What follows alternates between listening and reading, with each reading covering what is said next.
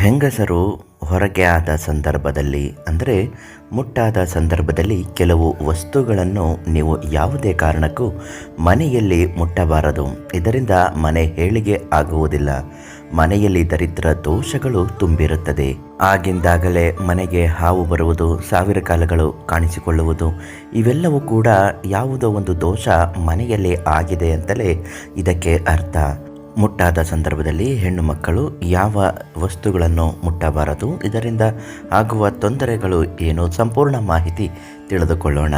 ಅದಕ್ಕಿಂತ ಮೊದಲು ನೀವಿನ್ನೂ ನಮ್ಮ ಅದೃಷ್ಟಧಾರೆ ಚಾನಲನ್ನು ಸಬ್ಸ್ಕ್ರೈಬ್ ಮಾಡಿಲ್ಲ ಅಂದರೆ ಮೊದಲು ಸಬ್ಸ್ಕ್ರೈಬ್ ಮಾಡಿ. ನಿಮ್ಮ ಜೀವನದಲ್ಲಿ ಯಾವುದೇ ಸಮಸ್ಯೆಗಳಿದ್ದರೂ ಶಾಶ್ವತ ಪರಿಹಾರಕ್ಕಾಗಿ ಕೀರ್ತಿ ಪ್ರಸಾದ್ ಗುರುಗಳಿಗೆ ಫೋನ್ ಮಾಡಿ ಉಚಿತವಾಗಿ ನಿಮ್ಮ ಸಮಸ್ಯೆಗೆ ಪರಿಹಾರವನ್ನು ನೀಡುತ್ತಾರೆ.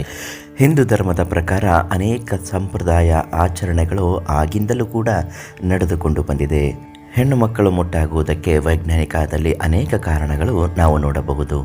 ಆ ಸಮಯದಲ್ಲಿ ಹೆಣ್ಣು ಮಕ್ಕಳಿಗೆ ತುಂಬ ನಿಶಕ್ತಿ ಆಗಿರುತ್ತದೆ, ಆಯಾಸ ಆಗಿರುತ್ತದೆ.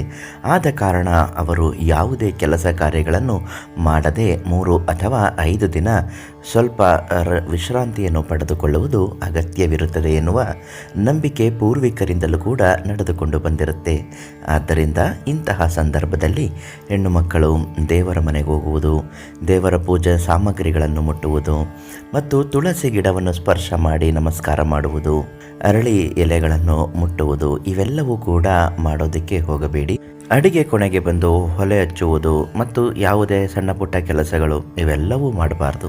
ಯಾಕೆಂದರೆ ಆ ಸಮಯದಲ್ಲಿ ನಿಮಗೆ ವಿಶ್ರಾಂತಿಯ ಅಗತ್ಯ ತುಂಬ ಇರುತ್ತೆ.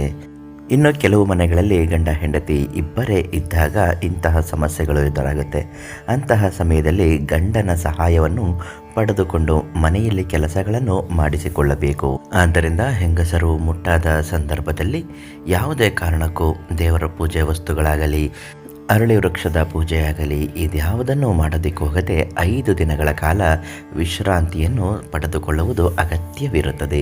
ಮನೆಯ ಕೆಲಸಗಳು ಸ್ವಲ್ಪ ಮಟ್ಟಿಗಾದರೂ ವಿರಾಮ ಕೊಡಲೇಬೇಕು.